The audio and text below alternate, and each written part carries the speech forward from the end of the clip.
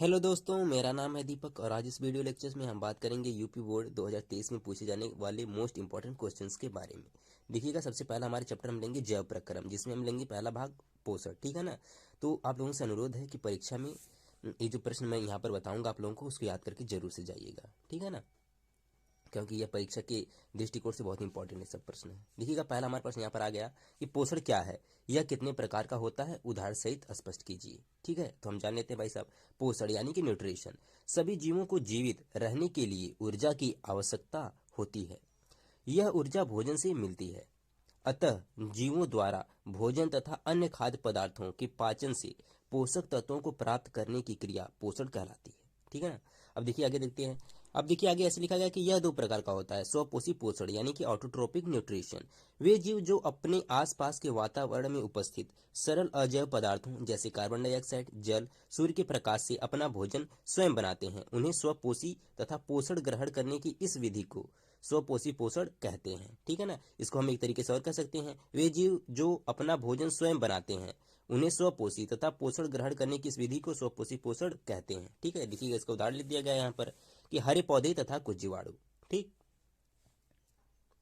अब आगे दूसरा हमारा है विषम पोषी पोषण, इसे हम बोलते हैं इंग्लिश में हेटरोट्रोपिक न्यूट्रिशन, इसे हम परपोषी भी कहते हैं।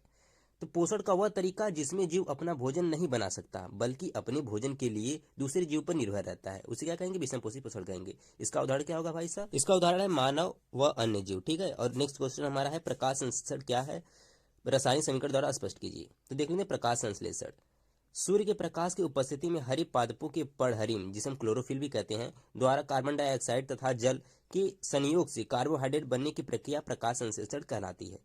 प्रकाश संश्लेषण की क्रिया हरित लवक यानी कि क्लोरोप्लास्ट में होती है। ये हरे रंग के क्या होते हैं, कोशिकांग होते हैं। इसे निम्न समीकरण द्वारा प्रदर्शित किया जा सकता है। देखिएगा यहाँ पर समीकरण दिया गया है, इसे आप देख लीजिए।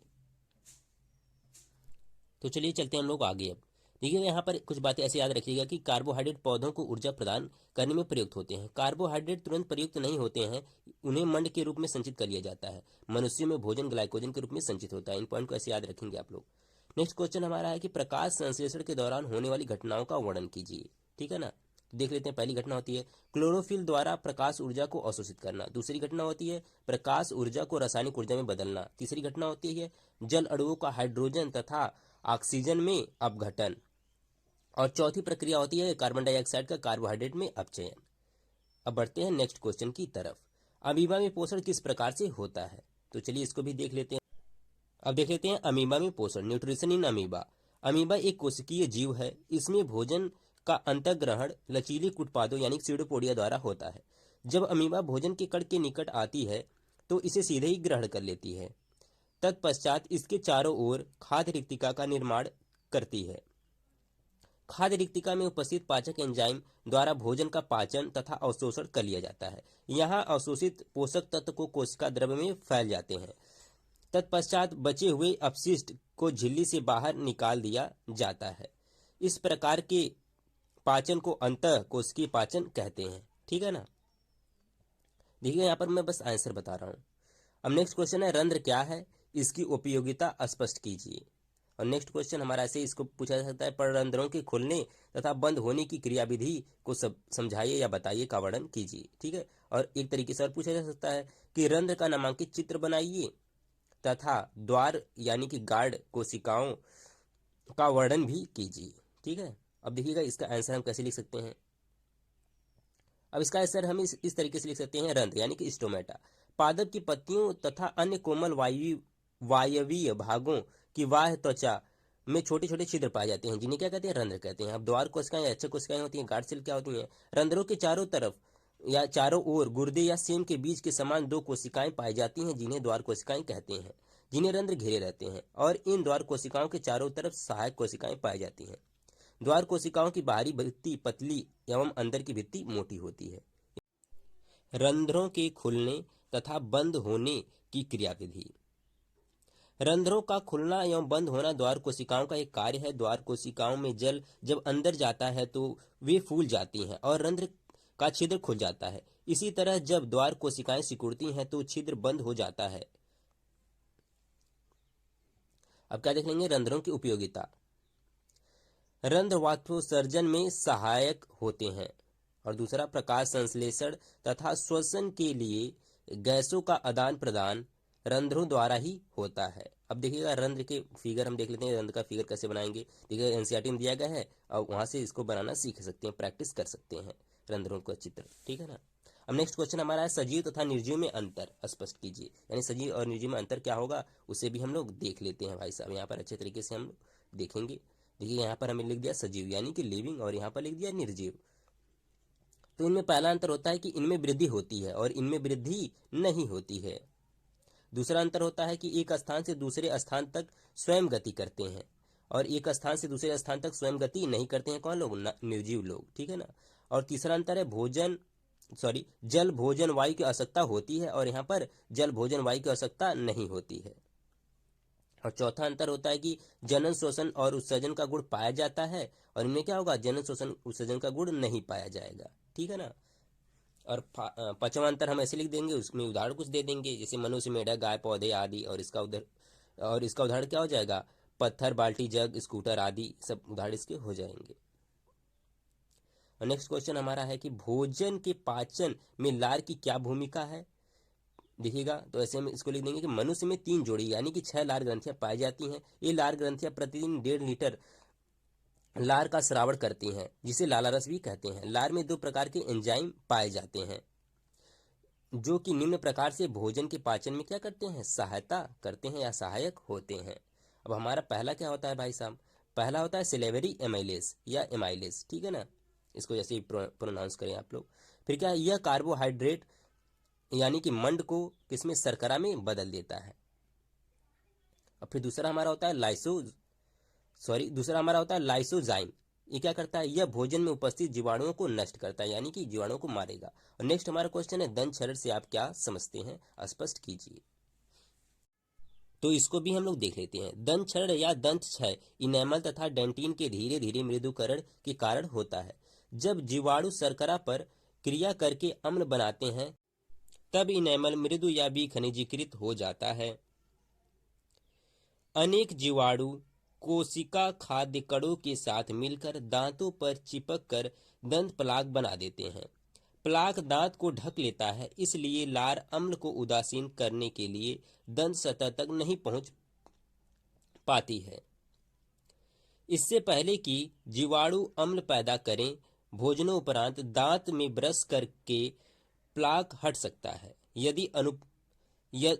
यदि अनुपचारित रहता है तो सूक्ष्म जीव मज्जा में प्रवेश कर सकते हैं तथा जलन और संक्रमण पैदा कर सकते हैं, ठीक है ना। तो इसको आप याद कर लेंगे। नेक्स्ट क्वेश्चन हमारा क्या है भाई, सबसे भी देख लेते हैं। मानव में पाचन तंत्र का नामांकित चित्र बनाइए तथा मानव में पोषण प्रक्रिया को विस्तृत रूप से समझाइए। चलिए इसको भी देख लेते हैं, थोड़ा लॉन्ग क्वेश्चन है, थोड़ा बड़ा जाएगा। मनुष्य का पाचन तंत्र या मनुष्यों में पोषण, डाइजेस्टिव सिस्टम ऑफ ह्यूमन, और इसे हम कह सकते हैं न्यूट्रिशन इन ह्यूमन। दोनों का आंसर क्या होगा, यही तरीके से होगा। तो देख लेते हैं, मनुष्यों के पाचन तंत्र के अंतर्गत निम्न प्रक्रियाएं होती हैं। पहला होता है अंतःग्रहण या अंतग्रहण इसे बोलते हैं। फिर दूसरा होता है पाचन, तीसरा क्या होता है अवशोषण, चौथा होता है स्वांगीकरण और हमारा पांचवा होता है बहिक्षेपण, ठीक है ना। तो पहले के बारे में हम लोग पढ़ लेते हैं अंतग्रहण, जिसे हम बोलते हैं इंजेक्शन, ठीक है ना। भोज्य पदार्थ के शरीर में पहुंचने की क्रिया को अंतग्रहण करते हैं, अथवा बाहरी वातावरण से भोज्य पदार्थों को अनेक विधियों से ग्रहण करने को अंतग्रहण या अंतग्रहण कहलाती है, ठीक है ना। देखिएगा भोजन का पाचन, अब दूसरा स्टेप क्या है, भोजन का पाचन है। भोजन के रूप में ग्रहण किए गए जटिल पदार्थों को सरल रूप में अपघटित करना पाचन कहलाता है। मनुष्य में पाचन निम्नलिखित पदों में संपन्न होता है। पहला कहां पर होगा, मुख गुहिका में पाचन। तो देख लेते हैं, मुख गुहा में भोजन का अंतर्ग्रहण होता है। मुख में उपस्थित दांत भोजन को चबाते हैं तथा जीभ स्वाद का अनुभव कराती है। मुख गुहिका में उपस्थित लार ग्रंथियों से सिलेवरी एमाइलेज तथा लाइसोजाइमिन नामक एंजाइम स्रावित होता है, जो कि भोजन के पाचन में निम्न प्रकार से सहायता करते हैं।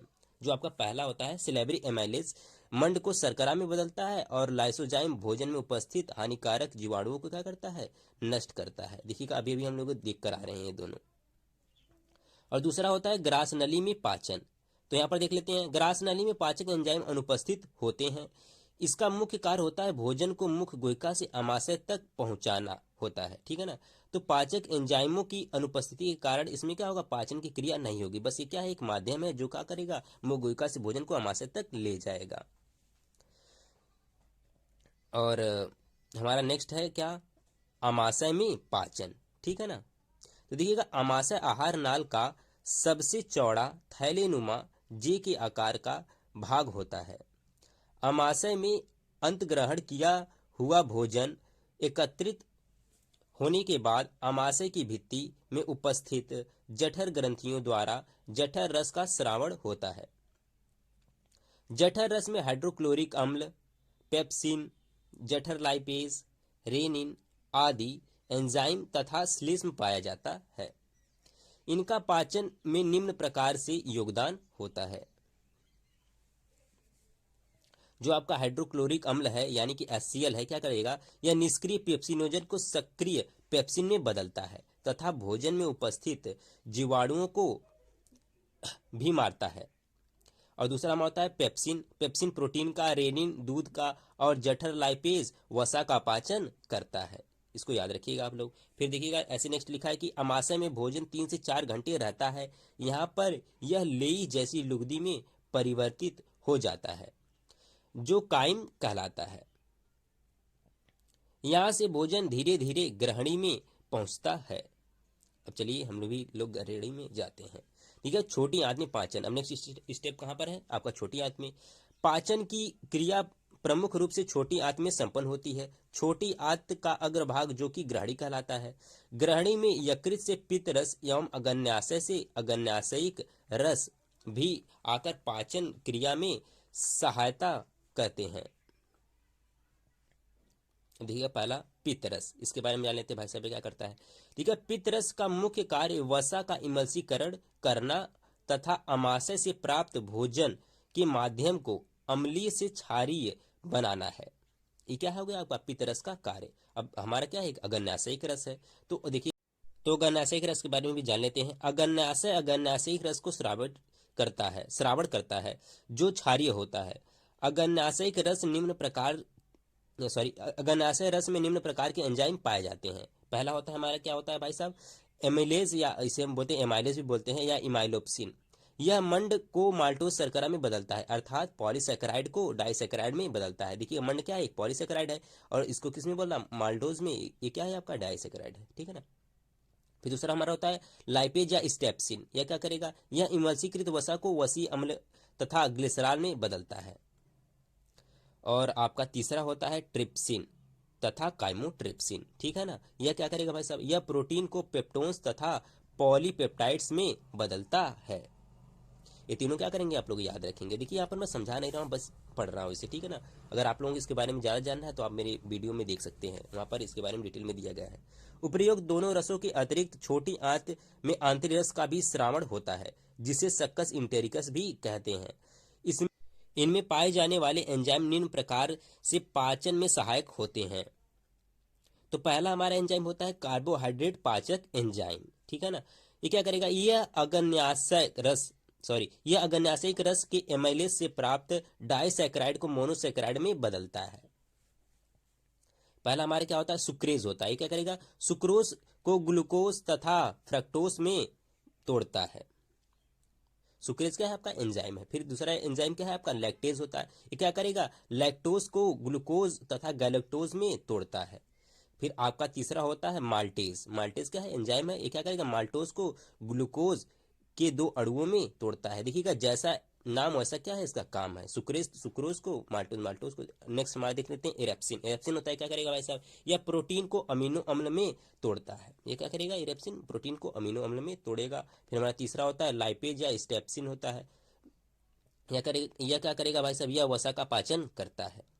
इस प्रकार इन तीनों पाचक रसों की विभिन्न अभिक्रियाओं द्वारा छोटी आंत में भोजन का पाचन पूर्ण होता है, ठीक है।